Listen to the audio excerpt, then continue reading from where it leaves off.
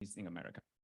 Tonight, it's my pleasure to welcome you all to a captivating evening dedicated to the legendary Anna May Wong, Hollywood's first Asian American star, whose glamorous journey shattered stereotypes and paved the way for future generations in Hollywood. So these events bring together three distinguished authors: Graham Russell Gao Hodges, Yunte Huang, Katie Gee Salisbury, each of whom has chronicled the remarkable life of Anna May Wong in their books. So Graham's Anna May Wong illustrates the epic tale of Wong's rise to stardom amidst the challenges posed by prevailing prejudices. Yunte Huang, in Daughter of the Dragon, offers a profound re-examination of Wong's legacy within the currents of 20th century's history. Katie's in Not Your China Doll, just came out last month, paints a vivid picture of Wong's legacy against the glittering backdrop of the jazz age and the burgeoning Hollywood.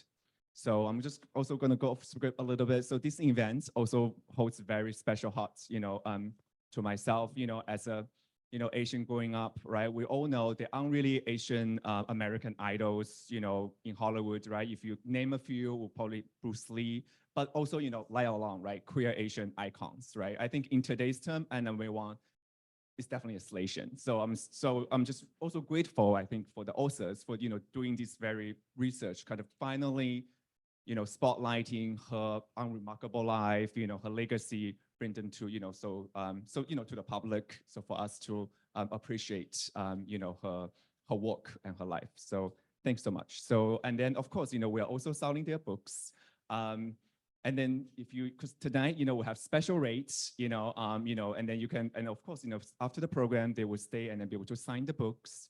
And also, of course, if you enjoyed tonight's program, also appreciate your support, to the museum. As you know, our programs are usually free or low cost. So we really relied on your donations to strive. And then, we do accept cash, Venmo, PayPal, and credit card as well. So and then also for our virtual attendance, also we have over 50 people right now online watching this. So we actually encourage you to submit questions, during the discussion. So during the Q&A, we'll also be able to ask questions, from our virtual guests.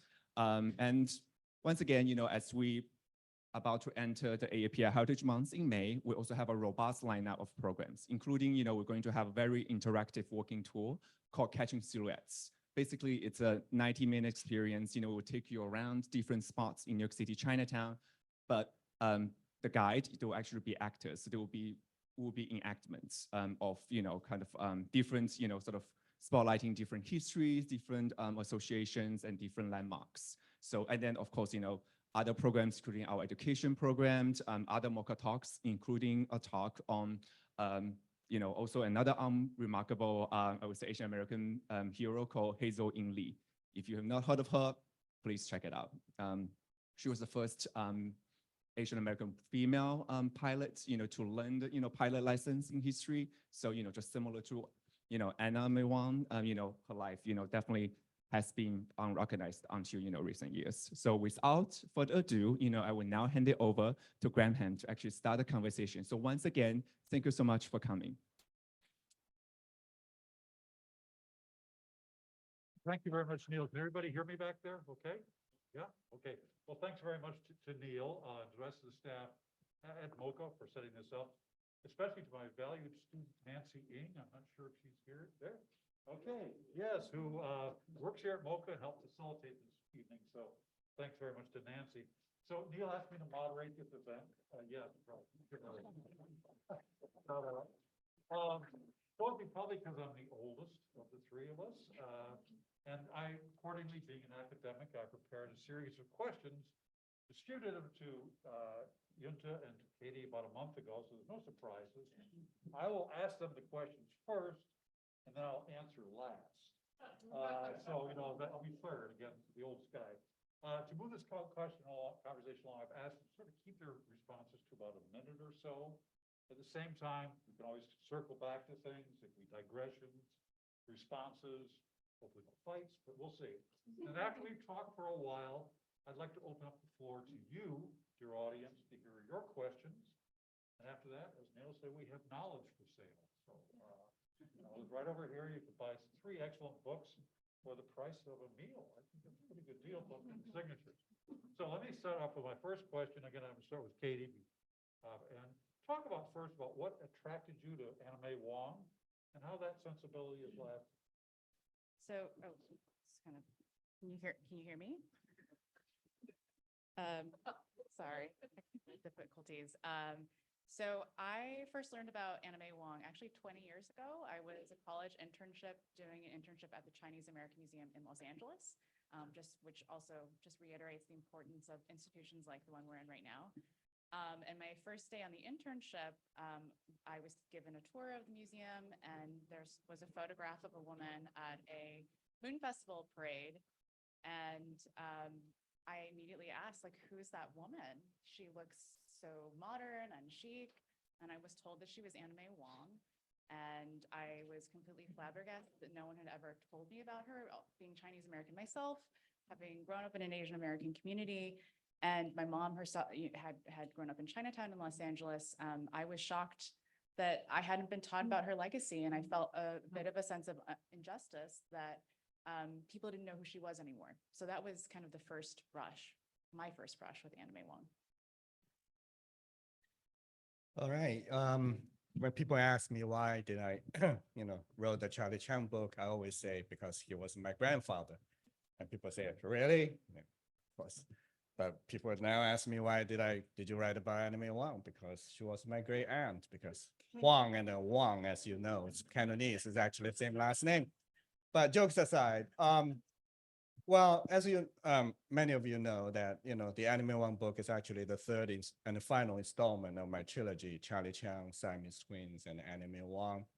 So yes, I came to Anna May Wong really through, a study of Charlie Chan and writing about those early Hollywood decades of yellow face, Caucasian actors doing Asian characters. Inevitably, there's Anna May Wong, who's right next to Warner Olin, my favorite Charlie Chan actor, and they are best friends. So as for what really kind of, how she struck me, even today, I'm still, and I write about it really, the first page of my book is that, she has this pet phrase she's very fond of when she signed publicity photos, which goes like, orientally yours. And I thought it captures, her personality, her tenacity really well, and also her situation, very difficult, impossible situation. So on the one hand, orientally yours is kind of demure. On the other hand, she's defiant. So that always really her, I think, so unique about her, given that very difficult years and all the struggle. And I would describe it as a kind of virtual form of foot binding. She managed to break through, and that's almost like an impossible task. So that still kind of stays with me very strongly. Well, terrific. Yeah, it was also a photograph for me. I was in London in 1999, and I saw autographed photo at a bookstore on Cecil Court in Charing Cross, if you know where that is. And I didn't know who she was, but I went and bought it. It was not cheap. But I thought this is really interesting. I started getting into this person, Anna May Wong, for the first time, and it quickly became an obsession. Fortunately, editor gave me a contract, so I had something to do with all of this. And I started writing the book. Okay, and I started, she really became just something I had to write about. In some ways, she's like a lot of the other people I've written about in my career. I've now done 4 biographies, and I've done a lot of those smaller biographies. She's supremely talented, controversial, ambitious, unjustly forgotten, but ready for reemergence from the folds of history. And that was the case in 1999 because not many people knew about her or wanted to know about her. In fact, as I mentioned in my introduction, very prominent Asian American scholars said, don't write about her. We're all ashamed of her. That was 25 years ago, But I went ahead and did it anyway. And I was really glad because suddenly there was this huge world of sources. I'm an academic. I love to do research. It was just waiting for me to do this. It was exciting. It was revelatory. And I think that her ambitions, her creativity, all that will be the focus of you see really good books right here beside me. but also in the future, there'll be lots of more books to come. And so I'm really glad I was there for her rediscovery, and I'm really glad to continue to be part of the story. So the next question is, talk about the most important influences in your writings about Anna May Wong. So what's that going? Well, of course, Graham's book. Be the first to write a biography of Anna May Wong. So that was definitely a starting point for me. Another thing that really influenced me was, I used to work in book publishing as an editor, and I came across a writer named Sam Wasson who writes about Hollywood. And so actually I worked on one of his early books, Fifth Avenue 5 a.m., which is about the making of Breakfast at Tiffany's. So that was the first time I really caught a glimpse of maybe how I could write about Anna May Wong. It's a much more narrative-driven way of writing nonfiction. So I would say his books have influenced me a lot in terms of the writing style. And then in some of the research that I did for the book, I got really into the history of the West in America. I really wanted to understand the world that Anna May Wong was born into. And so, I mean, a couple of books, I would say Gordon Chang's book, Ghosts of Gold Mountain, which is about Chinese railroad workers, because, Anna May Wong's father was born in a mining town in Northern California. So he was part of the Wild West. So I wanted to understand that era, as well as Rebecca Solnit's brilliant biography of Edward Muybridge, who kind of incidentally invented motion pictures. Got so into that, actually, I wrote a whole section about Edward Muybridge and Leland Stanford, who made all of his money from the Chinese railroad workers. And of course, I had to cut that from the book. But yeah, so those were definitely some of the big influences on me while I started to research it. I mean, of course, a ton of Hollywood biographies and memoirs. I mean, there's so much rich storytelling in there, and also a lot of gossip. Anna May Wong, yeah, she does. She shows up in a lot of other people's stories. So yeah, I mean, there's so many influences, but those were definitely some of the early and key ones. Well, likewise, your book was really thank you for, doing the pioneering work, and you really put her on the map. So thank you. So all the sources, and Katie already touched some of these, especially Chinese American history. But also there's one aspect of Anna May Wong's story I was really, really interested in, and it really had a huge influence on me, not just historically, but kind of in terms of sentiment, to understand her background, was laundry, actually. So Paul Shu, who actually was the son of a Chinese laundryman, went to Chicago, University of Chicago, and studied sociology, got a degree, PhD. And Chicago sociology is really serious. They are a whole school, and he eventually wrote a dissertation on Chinese laundryman. And it was a great, great book. Was never published until later on, right? It rediscovered, yeah, exactly, Jack Chang rediscovered it and put it out there. And I went through that book. It's to understand her background. The subtitle of your great book was, the Chinese daughter of Chinese laundryman. But also for another reason is that, and this is part of the my Anna May Wong story, is that the umbilical cord between early Hollywood and the Chinese laundry, or in other words, Chinatown. Those years, I'm gonna, for the sake of time, I'm gonna just make it very brief.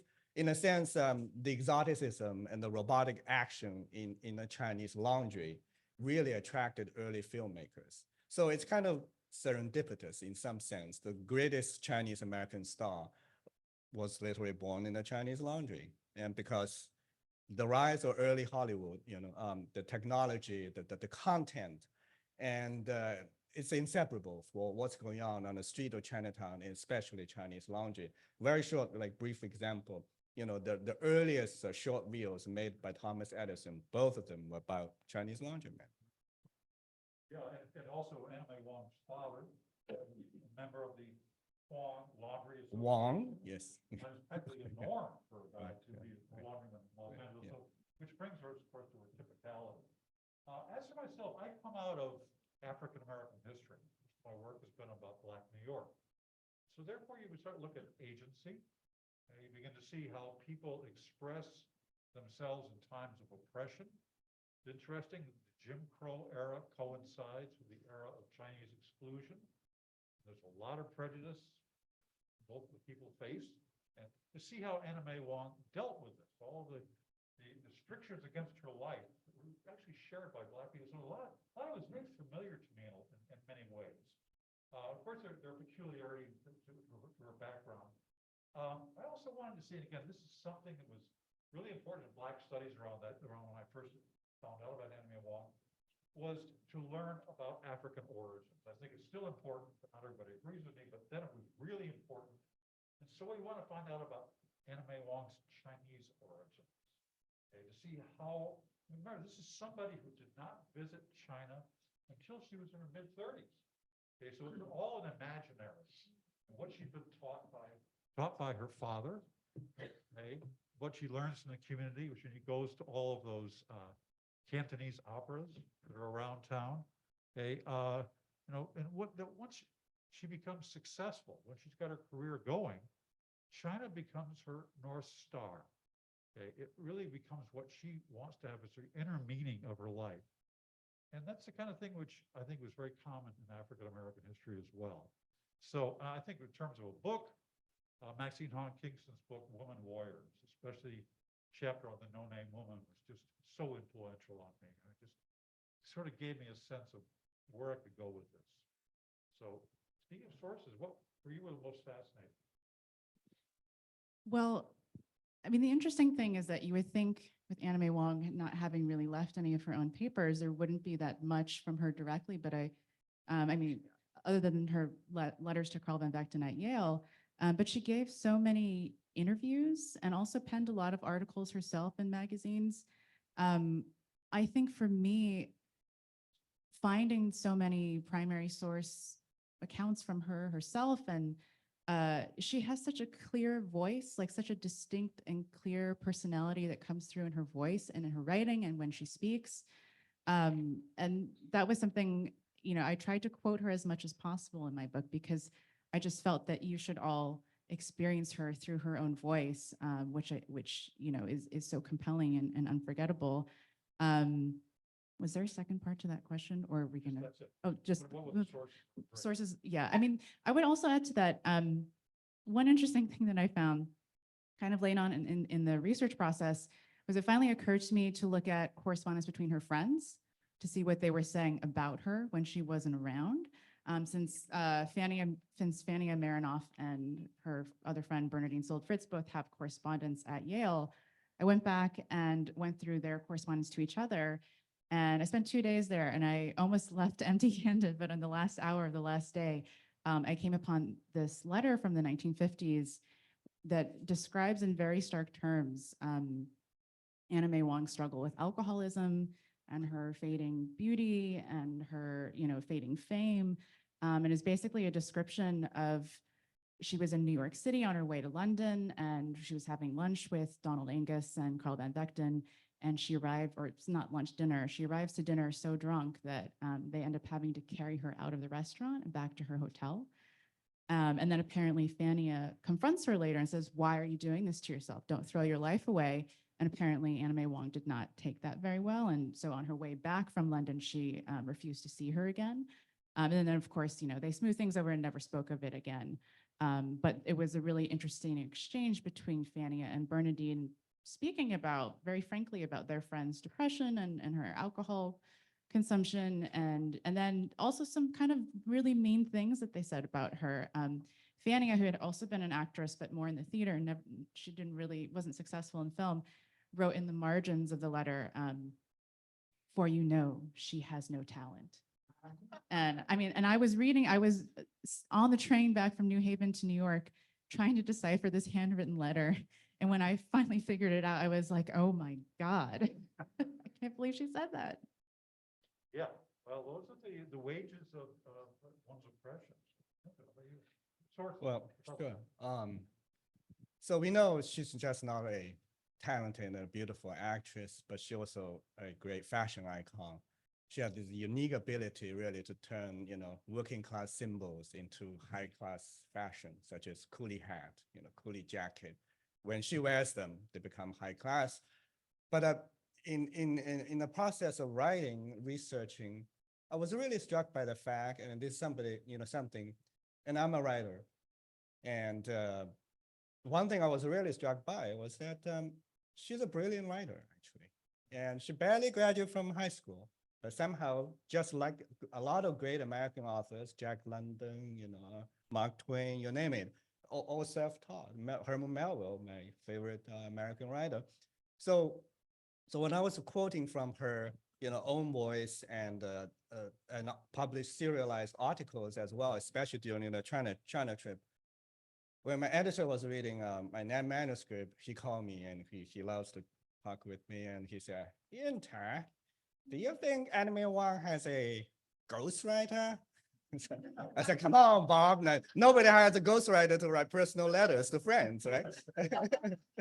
So I mean, even to the level, my famous editor will become suspicious. Like, this is really brilliant. And as a matter of fact, because I read through all her correspondence and interviews and everything, she's a really sui generis, self-taught writer. So I thought that was really kind of important to emphasize that this is somebody who, not just on stage, but actually is able to, demonstrate her skill, and she really has talent in many, many different fields. Yeah, those letters, let me tell you how I found them first. It was late 90s, and I was doing a month-long at the American Antiquarian Society working on a guy named David Ruggles. I published that book about 10 years later. And I was getting into Anna May Wong, and I learned that they had some stuff down at the Beinecke at Yale. I was going to go down to New York for the weekend. So I called him on a Friday morning, and I said, "What do you got?" And I said, "Don't think it's much. Just come by. We'll check it out." And I got down there at 1 o'clock on a Friday afternoon, and they handed me 4 thick file folders of her letters from the late 1920s up until her death, and even past that when her son Richard would write to Carl Van Vechten, who saved everything. The Van Vechten papers at Yale, he's a very notorious guy, but he saved everything from tons of people. And it was just suddenly to have her voice there. Yeah, I mean, her articles are great. I agree with you entirely on that. But these letters really put me inside of her head in a way that I didn't anticipate.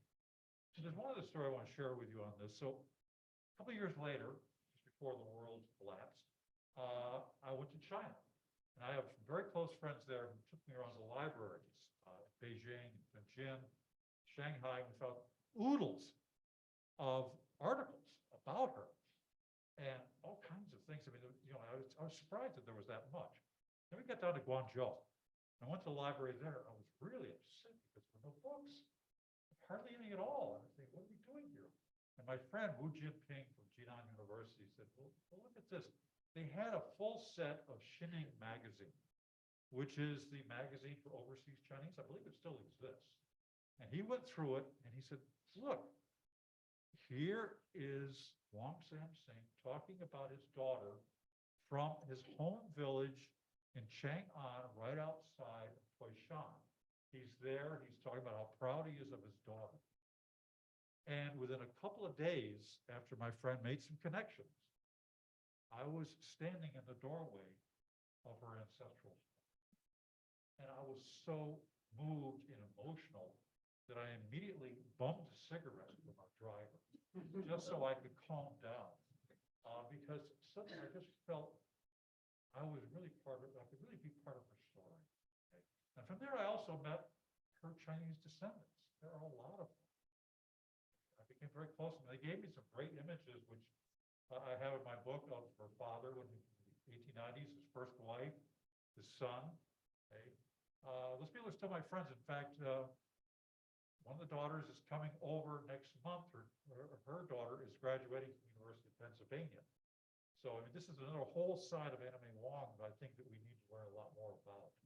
And that's her Chinese thing. It's kind of eclipsed by our focus on Hollywood, as important as, of course, they all is. But, suddenly that's the kind of serendipity and luck that you get when suddenly you're in a place you think, I'm wasting my time here, and suddenly a whole world opens up to you.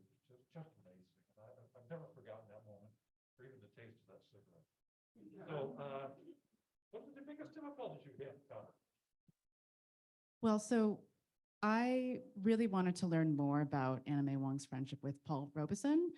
which I think was a fairly important relationship. I mean, Paul Robeson and other performers like Josephine Baker being Black and having gone to made the transition to Europe, where they found fame and acceptance and success far beyond what had been kind of limited given them in the US.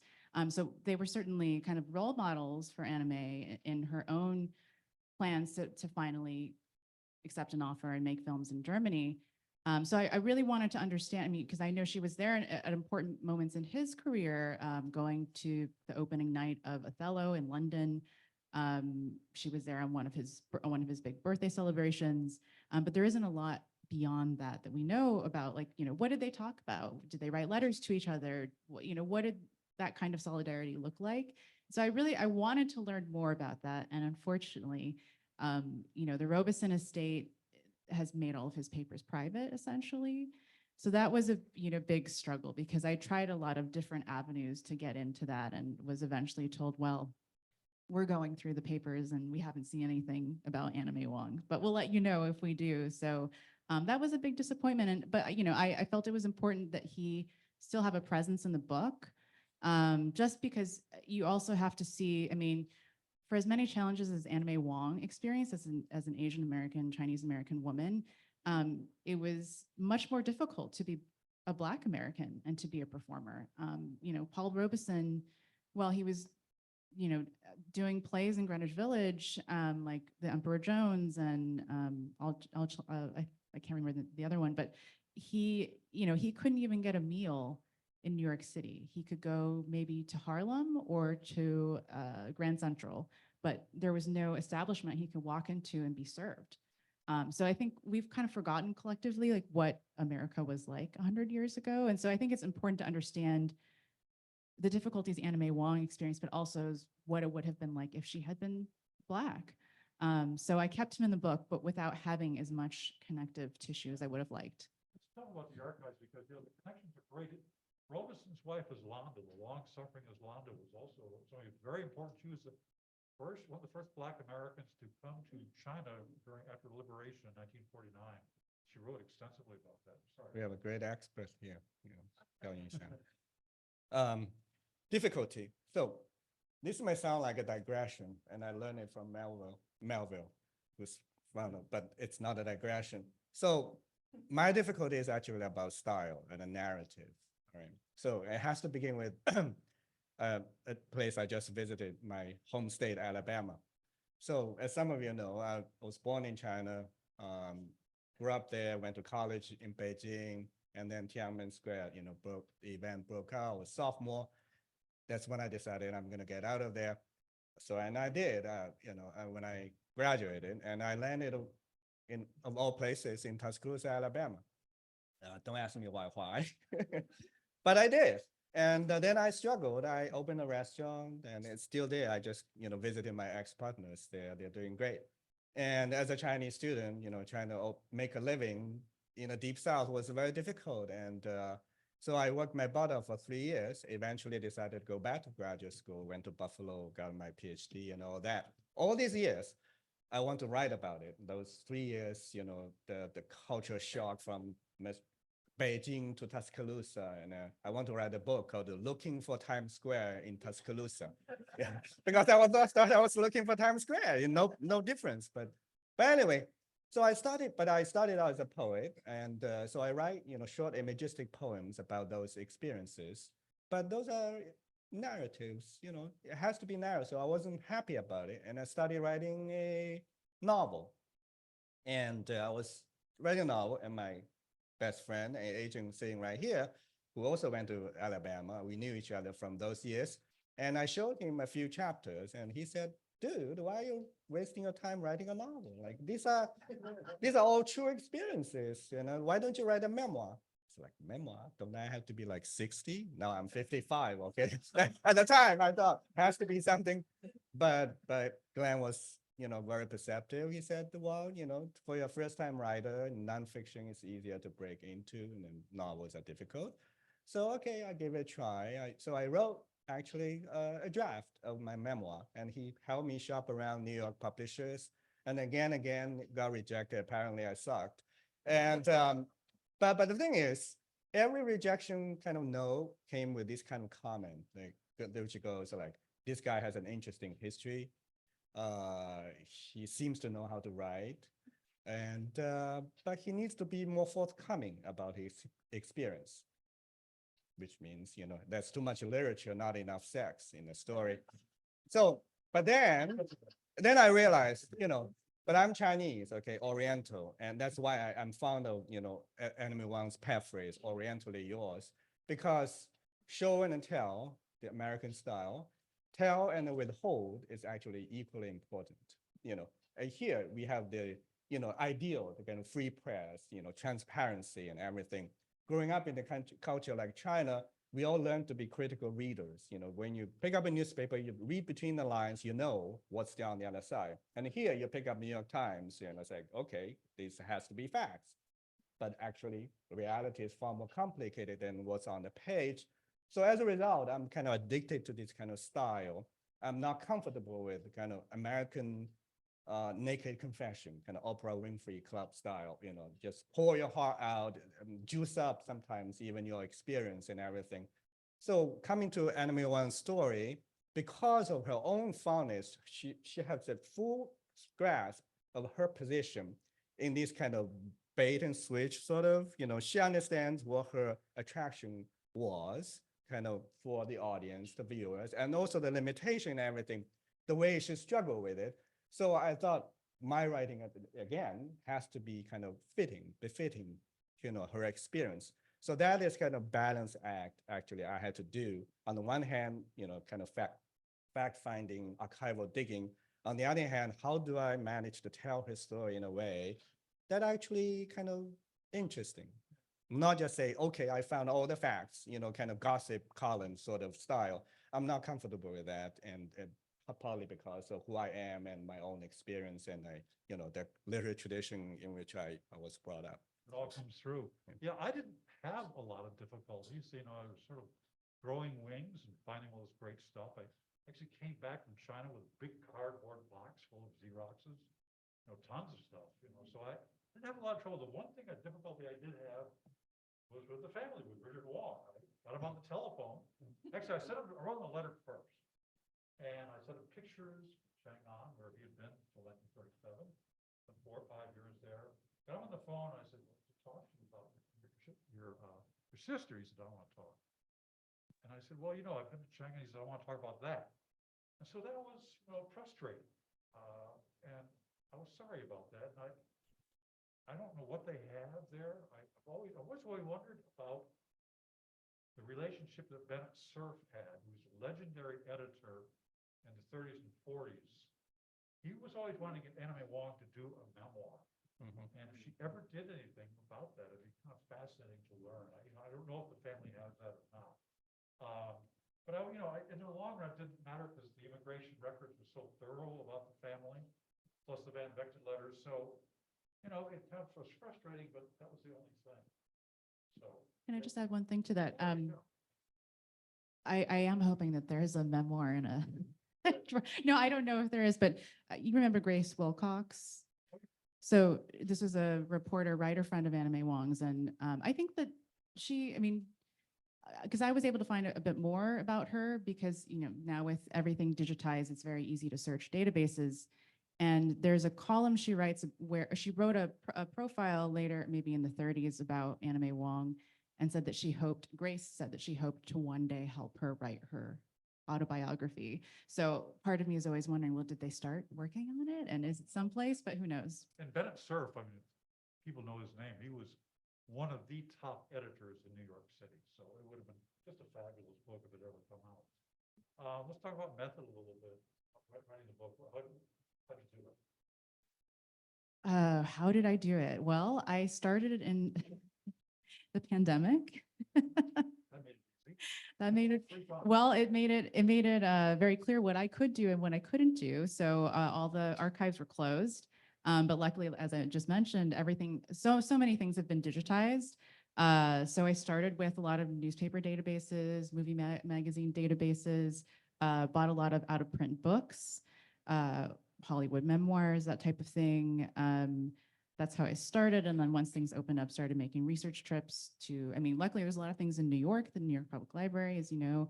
I spent probably about a month at the Academy Library.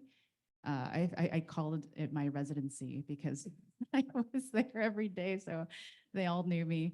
Yeah, I went to BFI to watch some of her films in the British Library. And then actually in Berkeley, they now have a collection of Chinese movie magazines. So I was able to go there and go through a lot of the magazines. The funny thing about that was I studied Mandarin in college, but I'm definitely not literate. And also these magazines are written in traditional Chinese and I studied simplified. And I knew I was going to need help translating them, but you go through them and like, well, which one are you supposed to scan, right? So I just memorized what Anna May Wong's name looked like and just, spent hours going through, where's her name, scan it, and then I'm going to have that translated. So that was kind of an interesting experience. Very quick to add something like that also in China. My friends were really helpful to me and they were kind of interested in her. And then one day we saw a photograph with her with this older white guy. And I didn't know who he was. And they said, it's Stewart. It was John Leighton Stewart, who was one of the founders of Yunte University, who was a household name in China. I didn't know who he was. And suddenly, the fact that she was with Stewart, my friends really thought she was deeply important. She was with somebody that really mattered to China. So. Well, just like, in Katie's case, I wrote the book during the pandemic and, whoever, authors here, we all have our pandemic book, right? Or project. But in my case, actually, it was, my wife and I, at that time, 3-year-old Henry, were actually stuck in China for 3 years. When the pandemic broke out, I was doing a teaching gig in Hong Kong, and 3 of us traveled back to mainland to visit Chinese New Year. And, so I dropped them in Anhui, and I went to see my mother in her late 70s, and just like Chinese New Year celebration. And then I sensed things are going, Wuhan, the outbreak in Wuhan and everything. So I came back, and then, of course, China closed its border. So all those 3 years, but at least, so in that sense, one thing actually helped me understand, and I kind of explore that aspect as well in my earlier book on Siamese twins, because I remember when did a Fresh Air interview with Terry Gross. Terry Gross said, if you had, were to meet the Siamese twins, coming from Siam and lived here, becoming slave owners and everything, very famous 19th century story. She said, if you had the chance to ask them one question, what would it be? And I remember what I said was, why did you never go back? All those years, they made money, had 21 children, married 2 white women. And now, why did you never try to go back? But for me, that kind of trans-Pacific connection is very important. So in that sense, the emphasis on the Chinese side, the other side of the Wang story, I think is very important. So in terms of method, I'm trying to keep it this kind of more kind of abstractly, in the sense, how do I tell both sides of the story, cross this border, very difficult. Because, one thing, if you never try to cross a border, then you don't really understand in some ways that the minute you cross the border, no matter what paper you carry, now I'm a US citizen, I have a US passport, but the fear, that border is always on your mind. Doesn't matter even if physically it's no longer there, carrying a US passport, I can go across back and forth. But the minute one time you try to break through, and then that trauma is going to stay with you. Yeah, that's one of the amazing parts about Anna May Wong's story, is Right. she had to report Exactly. to an immigration guy every time she left the country and get permission to come back. And that required also that she be very close to her family, so they could all buffer each other's story. Exactly. I mean, she made a mistake one day on stepping on the train, stepping off. right. She was traveling with a theatrical troupe and crossing the Canadian border. She made a mistake, just like when step off the station, then was stopped by the border guard. And the other the other members traveled on, she had to go through travel another like 100 miles to entry, the kind of different entry. So you have to kind of remember that aspect of the story. That freedom movement is not guaranteed at No, all. yeah. I could talk a lot about other methods, but one thing I really want to highlight, because you sort of brought me to this, is that I want to try to understand how Anna May Wong brought her Chineseness to her roles. And for that, I owe a lot of gratitude to my wife, Yunte Huang, who looked at her movies with me and said, look at her hands, look at her hairstyles, look at her expressions. These things are all from Chinese opera. They're all ways that Chinese actors would. And again, this is a time when Anna May Wong had been no closer to China than Los Angeles. But somehow she had gotten all of that, and she was introducing that to the total to see. Frances Marion didn't know anything about that stuff. It's also, you can see it in the hairstyles that Shanghai Express. They're very, really the kind of things that a Chinese actor would understand. And somehow she was conveying that, and she was making those Western movies into Chinese vehicles. I thought that was really an important way for us to see just how she was kind of subverting and changing things, making jokes that nobody else would understand. And I owe a lot to Yin Chang and to her insights, but I was really happy about that. Well, let's move a little closer to the present. What does Anna May Wong say to young people today? And again, I came up with these questions. Nobody corrected me, so. Well, I think, I can start, but maybe by speaking for myself. Having learned about her when I was 19, I really do feel that Anna May Wong is kind of like a beacon for other Asian Americans. To know that someone like her existed 100 years ago and was able to do the types of things that she did. She didn't ask for permission. Everyone told her not to do them. Her parents didn't want her to be in films. Other people didn't want her to be in films. Be a good Chinese girl and get married and have children. And she never did any of those things, which I think is hard for women even today to say no to those types of pressures. So there's just so much about her life, her independence, her charm, her adventurousness, in addition to all the things that she, fought for in making her films. I mean, I think she understood that it was important for her to be seen on the screen. And the fact that she stood up to Hollywood, like she spoke pretty publicly and plainly about the racism she encountered, saying, Hollywood won't cast Chinese actors for Chinese parts. And that's hard to think of someone doing that in the 1930s. And then her not being blacklisted in response to that. She went on to make more films at Paramount. So she had a lot of balls, to go out and do that type of thing when no one else was doing that. And there was no one else like her in Hollywood.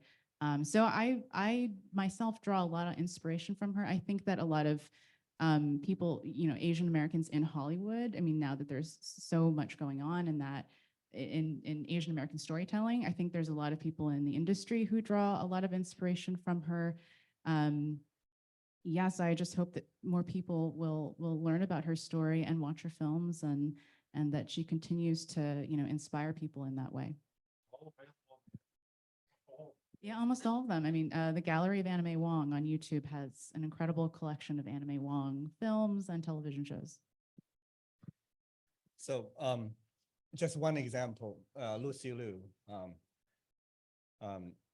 when she received her, star on the Hollywood Walk of Fame right before pandemic, actually, May 2019. And this is exactly 100 years before Anna May Wong's and after Anna May Wong's debut in the Red Lantern, right? And so Lucy Liu made it's on YouTube. If it's a very short speech, and Lucy Liu really thanked Anna May Wong for being a pioneer, blazing the trail for the future generation of Asian Americans. But of course, oddly, her stars right next to Anna May Wong's on the Vine and the Hollywood, the cross section. My favorite author, the mystery author, Ross McDonald said, this is where everything ends and a great many things begin.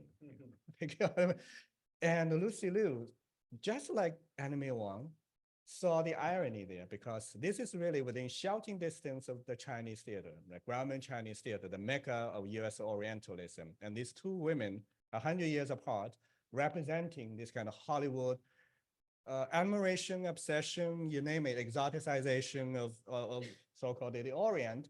And Lucy Liu did this hand gesture. She said, pointing at the two stars, she said, Anna May Wong and I can just have a little Chinatown right here, which is you, because just a little Chinatown within shouting distance of that fake, Chinese theater. And it says a lot, the inspiration. So I think, if I were to say a young person, I'm a young person today, Asian American or whatever, I would say the Anna May Wong legacy is something like this, be an hard ass, but have fun. Because one question, if I had a chance to ask Anna May Wong, would be just like the same way asking Siamese twins. So it's like, did you have fun? You have to go through all the pain, all the trouble, suffering, humiliation, and snubbing over and over again, snubbed by Hollywood and by Madame Chiang Kai-shek as well, national China as well. Did you have fun? That would be my question. When I went over to China, on second time doing this research, I took a lot of film clips with me, and I gave a lot of talks over there. And the older women were, not so sure about all of this. They want to be polite to me. At the same time, they didn't quite get it. But the younger women, this is 2001, they thought, this is really something. This woman has a lot of style. She really was able to push herself forward. Okay? And they really liked it. Now, my book has been optioned for film. It's been optioned up for years by Gemma Chan, who's a great actress. And here's something I want to say. I hope you don't jump on me for this, but it's just sort of kind of a household discussion where I am. When she offered me the option the first time. Yeah, could you speak into the microphone? Oh, sorry. I was told to do that before. Yes, right. When I was first given that option, there was a Chinese company that approached my agent and said, we'll give him X amount of money. And it was not small to do it right now. And I said, no, I'm going to stick with Gemma. And 8 years later, 10 years later, I'm still waiting, but I think it's going to happen. Here's where I want to say something. I hope you don't take this wrong. I'm not sure, given the current political environment, that that same offer would come from China, that they would want to make that movie about Anna May Wong. Do you have any feeling about that at all? Well, I can tell you as a fact. So, Okay. so My role. Okay. yeah. So, when my Charlie Chan book came out in 2010, it was translated, the rights were bought by China, both in Hong Kong, Taiwan, China. And I actually went to the 2014 Shanghai Literary Festival. It's actually a great celebration. The book sold very well. So the same editor who later on switched a different publishing house wanted to bring out the new edition, new kind of revised translation of the Charlie Chan book. So I worked with her for a year, and we were ready to go to the printer. The galley was ready to go to the printer. At the same time, before my book actually was officially published by Liveright last August, she also bought the Chinese rights to the Anna May Wong book. And so basically she's doing two books. And before the Charlie Chan book galley went to the printer, the internal censor killed it. The reason is that there's too much historical material about humiliation of Chinese. So, okay, take it however you want. So I'm writing about, of course, Charlie Chan, we have to talk about 19th century racism against Chinese and everything. But that topic became taboo because it makes China look bad. And, don't ask me, how to psychologically analyze that. If you have grown up in China, then you will know why they want to do that. So on the side, then, my editor in China said, what about the Anna May Wong book? The answer is the same. Unless you cut off all those racism against Chinese. If you cut that off, how are you going to tell the Anna May Wong story? Yeah. So as a result, the book got killed as well. Wow. Good thing they paid already. So. All right, you got the that's what counts. Maybe can I just add a data point? And I don't know if this will happen to me, but we actually sold Chinese rights to my book there. So it's being translated now. So We'll get the I mean, actually, I was personally surprised that they wanted it Yeah. in the same way, because I don't know, you just never know with China what they're going to say yes or no to. And then I realized, well, the criticisms she received while she was in China were from the nationalist government. So maybe that's right. maybe that it works in her favor in this situation. But so it remains to be seen whether it gets killed at the printer. I hope not. We'll see. Yeah, my book has been print over there for Postway Publishers in Beijing for a number of years. It really did a great translation. I'm really pleased with it. So where do you think we should go with Anna May Wong studies in the future? There's going to be more books, I think, written about this person. What do you think? Where can we go with this? Well, what's needed to be done? That's such a big question. Where do we need to go? I mean, there's so many facets of her life that could be gone into in a deeper way. I think probably the later period of her life. I think, it's hard in a biography to, for me at least, I was writing a very narrative-driven story. So the last 20 years of her life, I kind of zoomed through. And, I mean, I think as far as biographies go or people's lives go, usually the last 20 to 30 years are not as interesting as the other part of it. I mean, depends on the life. So, I think it would be interesting to see someone go deeper into some of those aspects of her career, the television, all the television that she was doing then. Yeah, I mean, there's a ton that could be gone into. I mean, each part of her life could be one television series. You could make a television series out of like several decades of her life. I mean, different series. So there's so much for others to, I think, take up.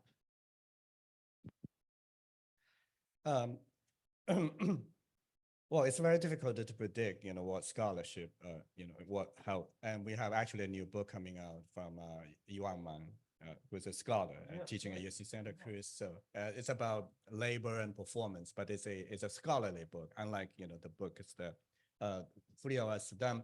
So that's, and of course we have, also earlier we talked about the importance of sources. Our understanding of Anna May Wong, of course, is predicated on almost 4 decades of gender and sexuality study scholarship. And but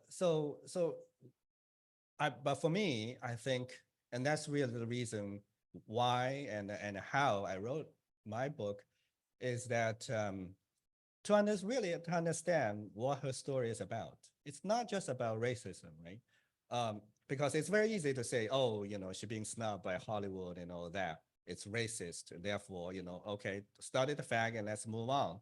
But actually, to just give you one example, yellowface, or blackface, the white Caucasian actors, change to have makeup play Black or Asian characters. It's not just about that, right? It's really about Asian actors or Black actors doing Asian or Black characters will still have to follow the artistic tradition established already by blackface and yellowface.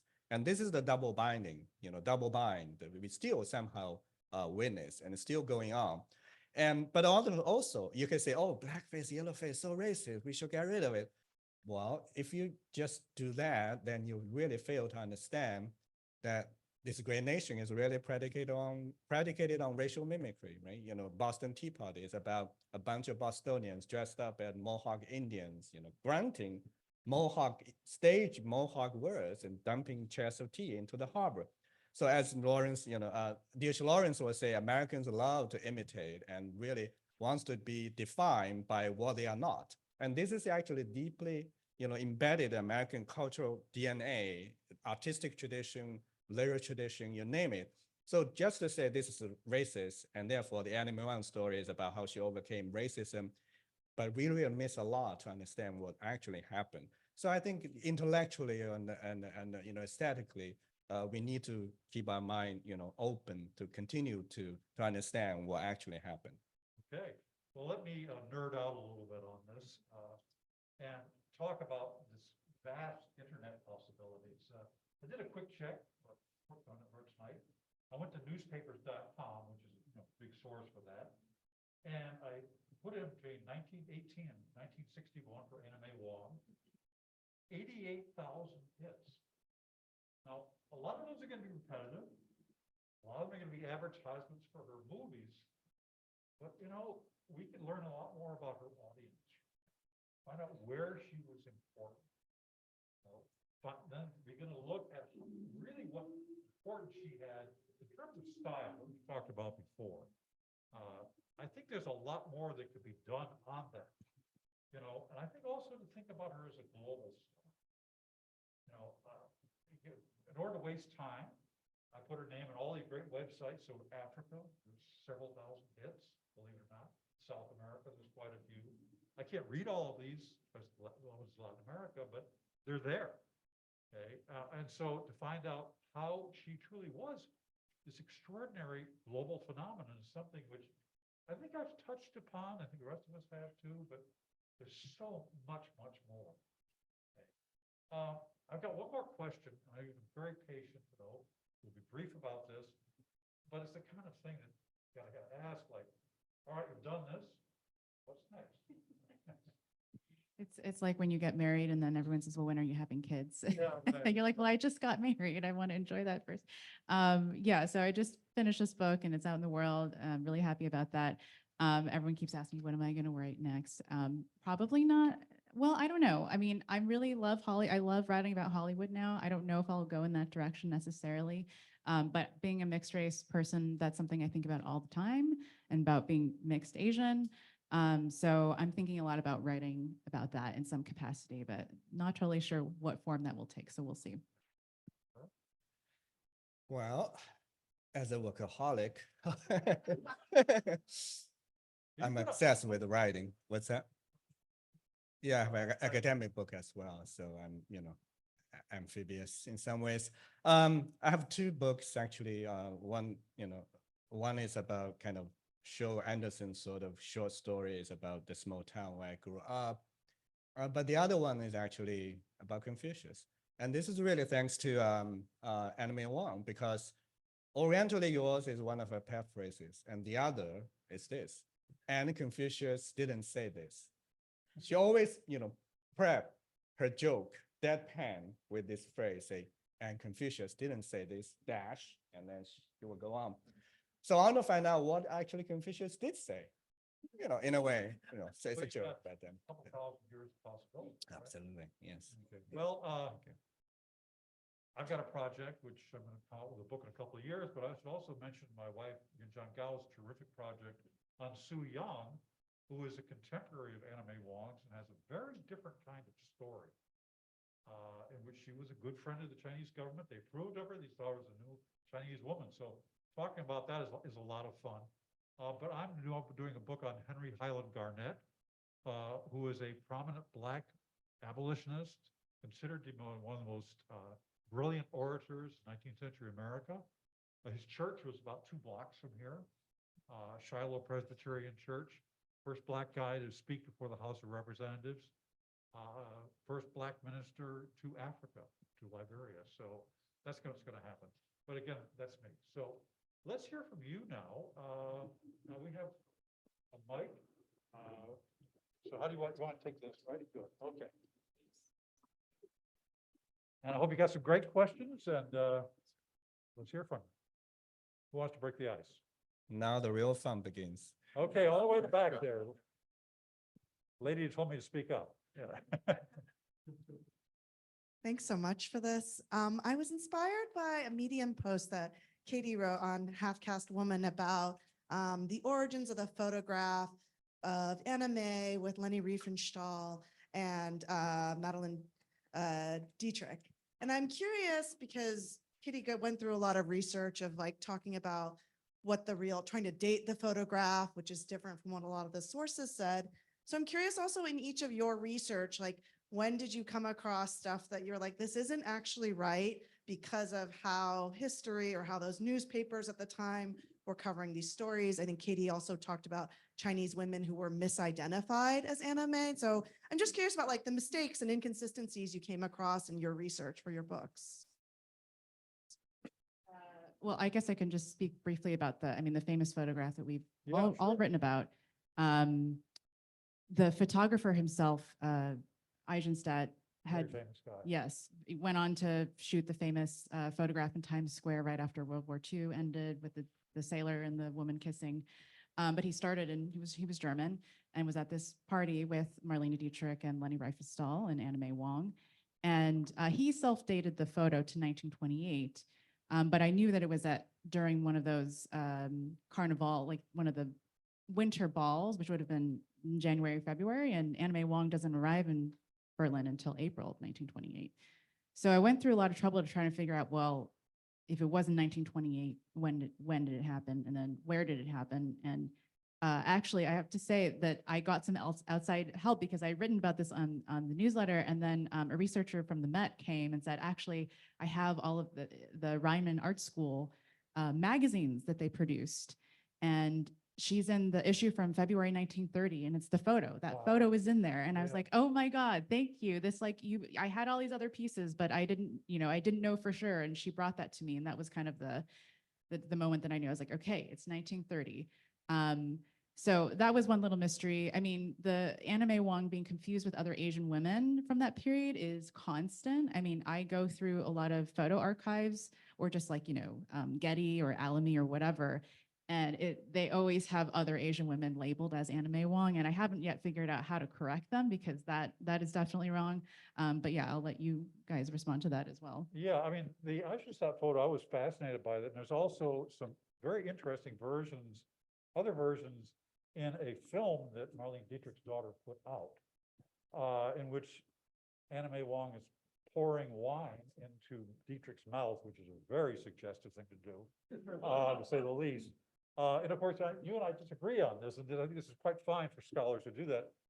I think that, they probably did have a relationship, and all Dietrich's biographers say, kind of assume it, but I know you don't think so. And I know you contacted Dietrich's daughter, Marie Reed. Marie Rita, yes. Also, by the way, I contacted the other woman in the film.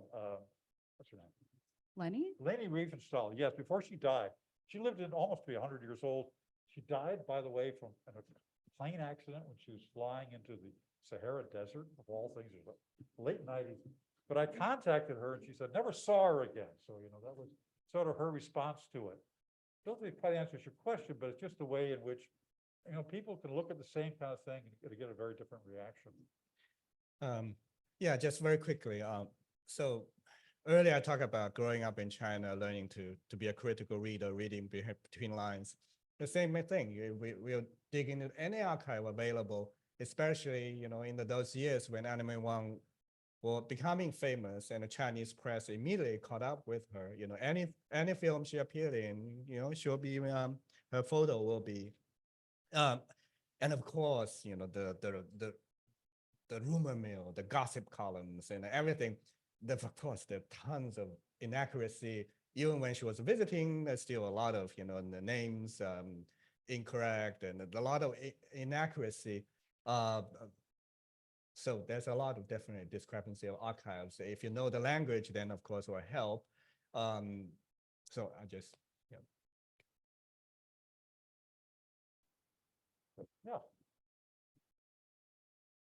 Thanks. Hi, I'm Monica, and I'm kind of a nerd about Anna May Wong, so I have a bit of a cheeky question. So I know that in her life she has. I at some point I read that she was kind of made fun of in the film industry for talking like having this like American accent or dialect, and then at one point she went to Europe and then got elocution lessons and stuff. And I'm so curious if in any of your research you've ever come across any archival footage of her just speaking in her like natural American accent before she started speaking with that, that transatlantic affect, and also whether there are any recordings of her like speaking Chinese or Mandarin, anything like even an attempt at Mandarin. I'm so curious about that. Thank you.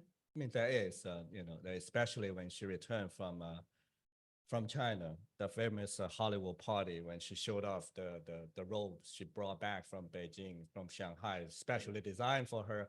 she did try to say, a few words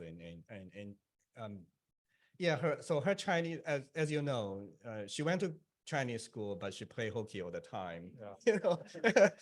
They became a film star as a result. She's fluent in Cantonese, but she's really never fluent in Mandarin. Actually, And- it's twice Chinese, right? What's that? She's actually fluent in twice Chinese. Twice Chinese, yeah, Yeah. a version of Cantonese. Yeah. But so when she was traveling in China, of course, she needed an interpreter, and sometimes actually it worked out well for her since she could just pretend she did not understand the insult, and sometimes. But the accent thing, I think, is very important. I mean, Graham, wrote about this as well. That's when, when she appeared in this British play, when her accent finally, because all those years in silent film that we just watched her amazing performance and everything, never heard her speak. And when the British audience first time, heard her speak with the California Valley Girl accent, they were shocked and appalled. And so that's why she spent a lot of money hiring a coach, from Oxford. And so she returned.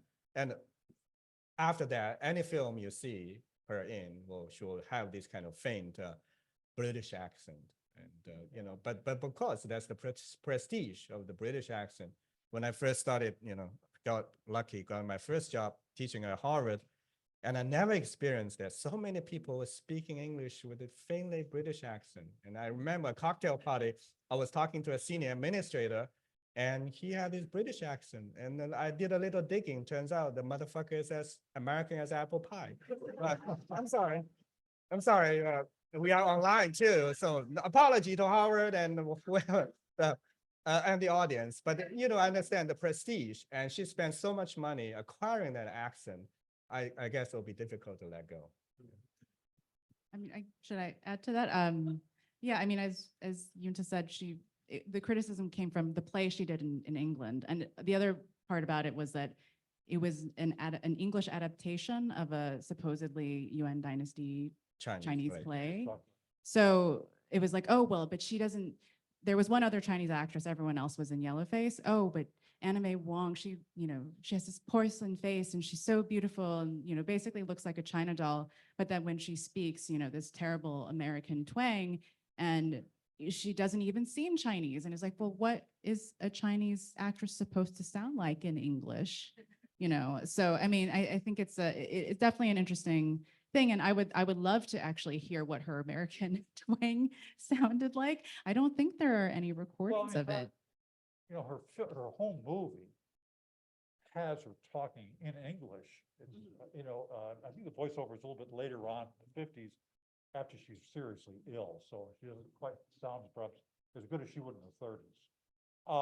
She does speak Chinese and Bombs Over Burma in the first 5-10 minutes. There's Yes. a long section Right. in which she speaks Cantonese. But how good that is. But you raised kind of an interesting point in my mind, and that is what she represented to Americans and also to Europeans. I was astonished when I got into this book about the number of Chinese who lived in Berlin, Paris, London, right? These are the centers of Western civilization. The places where the great modernist movements are starting, all the great art, literature, poetry, and there are like 100 Chinese in the entire, all of Germany. There's about 150 Chinese in all of England. They're just, so that's why she could go to these places and represent China and get away with whatever accent she wanted to, because they were so unsophisticated.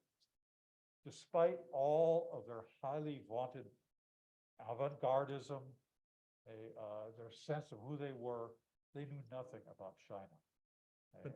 Give you a counter example though. So I guess Chinese will understand what Chinese is, right? You would think. So the same year she went to China, like Warner Olin arrived, the famous Charlie Chan. Chinese welcomed him as a Chinese person, really, and welcomed him, and in a way, they actually gave a very unfair kind of treatment for Anna May Wong, who's really Chinese. So given that, the sophistication, like what is Chinese, and we're talking about art representation, and so I mean, for me, the mind-boggling aspect is that they became best friends, right? Anna May Wong and Warren Olin, and eventually their trip led them to actually Hong Kong, and they sat over lunch, talk about, and for me, that's really like a Twilight Zone, you know, two actor trying to represent China or Chinese culture, and one is from Sweden and the other is born in Hollywood, I mean, in Los Angeles, and there are different treatment by China, by Hollywood, by the entire world, by Europe. That really, that moment is quite kind of, you know, striking and sobering to some extent, and fascinating. So she's between all of us, yeah. Yeah. Thanks. When Anna May Wong is in China, she gets invited for a reception in Nanking. I think it is May 9th, 1936. It's a reception, but from everything I can see, and it's not enough, there's all these missing pieces. It sounds more like a necktie party. Okay? Really, really horrible. And part of the reason I'm thinking that is I see pictures of Anna May Wong in Shanghai and, you know, being with Wellington Koo and having a great time and all of that. She goes to this reception and they're screaming at her for hours, apparently. That's just a Chinese way to talk. In Mandarin, okay? And she's getting pummeled. And she's saying, well, what do you expect me to do? I have a contract, I have to fulfill it. But there's something more here. And there's not a real answer to it yet. I'm looking for any insight or any ideas that you may have on that, because what I recall that I saw recently, and Katie had it in her book, this photograph of Anna May Wong, taken apparently by Bernadine Solz Fritz, after she returned from Nanking. And they went up to the Taoist monasteries in the mountains of Shandong. And she looks so frail. She looks so terrible. She looks like death warmed over. She's got a cane. And all of the villagers, you think, oh, pictures of Chinese villagers, they're going to be all gone. They're all stout. They're well fed. They're happy. But she looks like something happened to her. And I'm just looking if anybody has any insight on that, because whatever happened, it seemed like she got over it. Because, you know, there's photographs of her with Chester Fritz having a grand old time, the happiest photo I've ever seen of her on a boat in Shanghai Harbor. So I'm just looking to see if there's any insight about what happened. Can I just quickly clarify about the photos? So the photos that Bernadine took of Anna May Wong, I believe those were taken outside of Beijing, not near Nanjing. So the timing, I don't think it would have been that close to the Nanjing, that reception dinner thing. So I'd have to go back and look at the timeline, but I think that those photos were taken later that summer when Bernadine went up to Beijing to visit her. So I'm not sure that there's a correlation in time between those two events, but you are right that in the photos of her in the countryside talking to like farmers and peasants, she has a cane. And so I don't know why she has a cane. So that is an open question. I think it also speaks to her resilience. I mean, obviously, it was no fun. It was awful to be yelled at by these government officials. She knew about the nasty newspaper articles about her appearance, the fact that there was no boyfriend with her husband. She knew about all of that. But as I put in my book, gradually she was able to win people over. Now, the Coes were on her side immediately, especially Mrs. Coe, because, you know, she saw Anna May Wong as a kind of a kindred spirit. Okay? Hootie, the great star, initially she's kind of off put by Anna May Wong. She thinks she dresses very funnily. But she also becomes a friend, and I think that's a testament to just how Anna May Wong could really go with some very difficult times. And granted, what she had in Nanjing was really tough, and go from that and win people over. And she does that. Same thing happens down in Hong Kong. For whatever reason, she's she's almost stoned. Her father's told her, don't, tell her not to come. Okay, but eventually she does. So I think, again, that speaks to the toughness and the courage of this person. Well, certainly, just very quickly, she was in a very difficult spot. And of course, it has to do with sexism as well. The fact, Water Olin is white and male, and he was welcomed by Chinese government and, by everybody, whereas Anna May Wong, an American citizen, was not allowed to enter the American club in Shanghai. So you think being Chinese, so she's caught in a very kind of strange place. There's the Chinese government, Chinese, popular kind of resentment to some extent. And there's American racism still dogging her all the way to Shanghai, that she cannot go into American club. Okay. Who's next?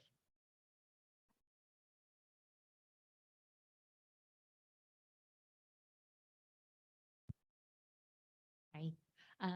First of all, thank you for all of your books.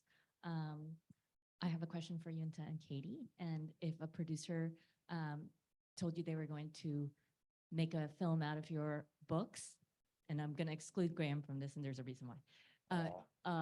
If You already have an option. So. Yes, exactly. Yours is off of you. Who would be your dream cast?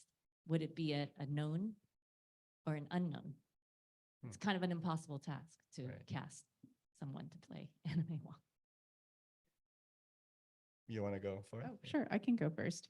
Since there's already a biopic in the works, I actually would, and personally, I don't know how you could condense one lifetime into a film. It seems like such a hard task. So I would love to see a television series adaptation of my book. That way you could go a little bit deeper into some of the different eras of her life.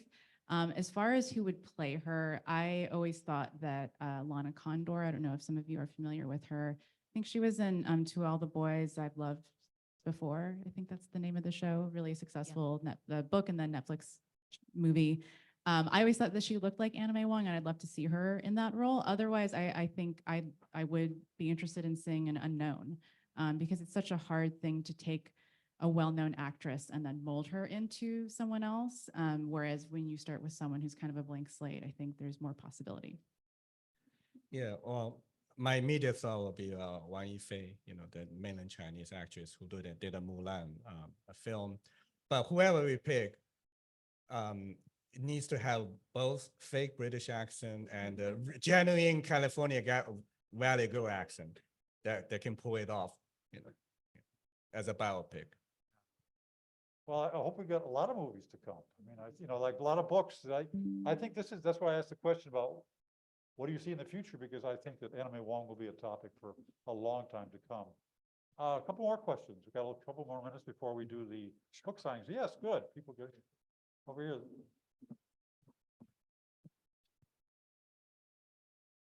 Hi, my name is Mark. Hi, Mark. I don't know that this is an official opinion or survey, but I would say today Anna May Wong is a gay icon, not in the same class as Judy or Cher, but have you come across anything that suggests why that may be? In my mind, it's just because of her beauty and her fashion sense and just kind of this ethereal nature.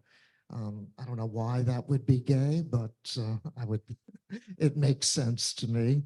Do you have anything that you can offer on that? Well, yeah, I mean, the last chapter, actually the epilogue of my book, I do talk about the epilogue of my book, I talk about the fact that gay men basically kept her reputation alive from the 70s into the 90s. Warhol does a drawing of her. It's a very interesting drawing of a shoe. Most of his drawings of shoes are very light, and very colorful. This one's very dark and just very tragic. Ray Johnson, who's now got a show up in Midtown, got a whole Anna May Wong fan club. People, he had this kind of correspondence art where people sent each other's letters about Anna May Wong. He did that for a number of years. The people in the chorus line talk about her. So she's kind of, there's a real gay tradition around Anna May Wong. largely after her death. Okay, and I think it's very, very important because they kind of keep her name out there before, other people come along, like Jessica Hagedorn does really important work in the 90s about her. And then there's the revival that I was part of in the first part of the century. But yeah, gay guys are really critical about this. And in her late years, her favorite place to hang out was, ironically, Dragon's Den, daughter of the dragon. Dragon's Den is a restaurant bar You run talk by about the this, by the yeah. sea. Yeah, I read about it in the book. She will hang out. That's a haven for gays and lesbian actors. Hang out. She can play poker, smoke, crack, corny jokes, and all that. So yeah, and in addition to the photography, the coded messages and the performative aspect of her art, and in terms of lifestyle, we do have a trail of records. Again, her career is really during the closet period. Yeah, sure. Okay, and so, I went down to Philadelphia to look at the archives there, and there were some gay scholars in the room, and I said, "This is what I'm working on." They said, "You're probably not going to find a smoking gun," and I didn't. Okay, and so, that we have a difference of opinion on that, about whether she ever was, had we had gay relationships or not. But that's the difficulty of it. You really have to kind of interpret things. But later on, yeah, she's Yeah, a the big whole favorite. spectrum, the starting point, the fact she was initiated to, Alla Nazimova's, 88 club, and where, Alla Nazimova is the queen of silent film, she was openly kind of lesbian. She was the one who coined the term for the sewing circle, that she coined the term. So she was really, grooming, young girls and initiating into both heterosexual relationships, but almost, homoerotic relationships as well in those very early years. So just to add to that, I absolutely agree. Like, Anna May Wong is fabulous. That's enough of a reason, in my opinion, for anyone to embrace her as an icon. As Graham mentioned, I kind of disagree on the suggestion that she might have been queer. I'm totally open to that possibility, but I just never found any evidence of it. I think that you can be friends, and she was friends with a lot of gay and lesbian people, and you can be friends with them. That doesn't make you yourself queer. Yeah. And so, we can only speculate. Of course, Anna May Wong is the only person who can tell us what, then that's the truth. And maybe she wouldn't even see it that way. She was a woman from a different era. So we have, gender fluidity in a way we never did back then. So, I hope she continues to be embraced by the gay community.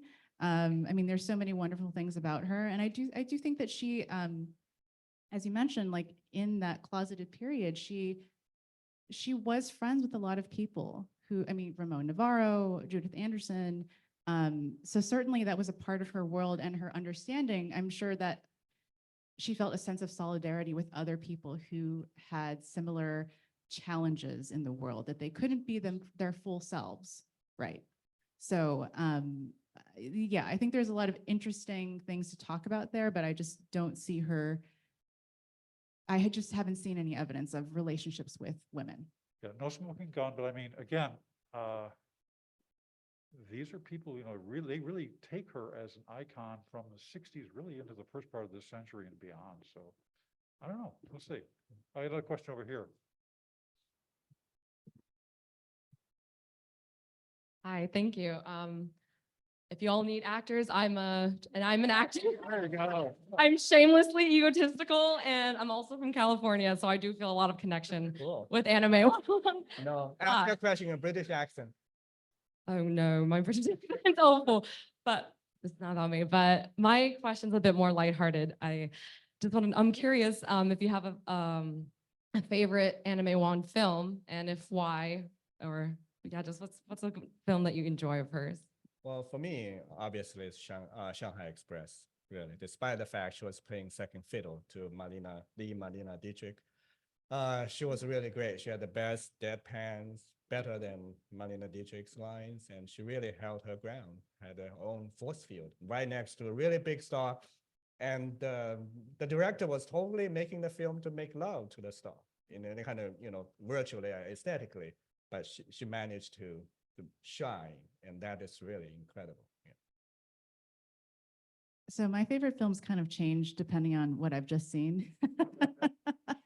So I've been rewatching a lot of her films lately. So the order keeps changing, but I do have to say, when I first saw, and I watched it twice at the British Film Institute, Song, which was the first film she made in Germany, has been my favorite. I mean, of course, I would say the one film that almost no one can see. Because it's not really. It's out now, right? Well, I think the American version is on YouTube, but it's been greatly cut down. I think it's only like 50 minutes and the original was 90 minutes. But it's like German expressionism. I mean, they're just beautifully made films. And also you just see her full range as an actress. So I would say Song or Pavement Butterfly is kind of now competing for #1 spot in my mind, but Pavement Butterfly is actually on YouTube. So I would highly recommend watching that. All these are great. I like them a lot too. I guess for me, it's Piccadilly. I just think she really stands out in that. She's got a great supporting cast in there, terrific writing. She can do a lot of really, she dances in it. Okay. Unfortunately, the print is kind of shaky at some points because they lost part of it. So they had to put in, changes colors at one point. But it's just a fabulous movie. But yeah, I mean, again, you can see a lot of these. So you could do a crash course in Anna May Wong just by going to YouTube, and it doesn't cost very much at all, or sometimes they're free. I think we have one more. One more? Okay. So I think this is because I was looking at the virtual. I think there are just some comments. Yes. So, Okay. yeah. Once again, thank you so much for this fabulous panel discussion. Can we actually give a round of applause to our panelists, Katie, Graham, and Yunte? Yeah, thank you so much. I also want to acknowledge the team, the MOCA team. We actually have our new president, Mike Lee, over there, who started, 2 weeks ago. Thank you so much. And we have our curator hub, and then our education director, Lauren, our VS team, Corey, and our venue manager, Jeff. So can we also, give them a round of applause? Thank you so much. As mentioned, we are now going to have an author, me and Gray, and then also book signing. But the museum will also remain open until 9 o'clock. So if you haven't visited us or it has been a while, please feel free to look at our, special exhibitions called 5 Senses of Chinatown. I just want to add, as a bonus, so you all know US Mint. US Mint. So The highest book, you get a quarterback. it's the Mint.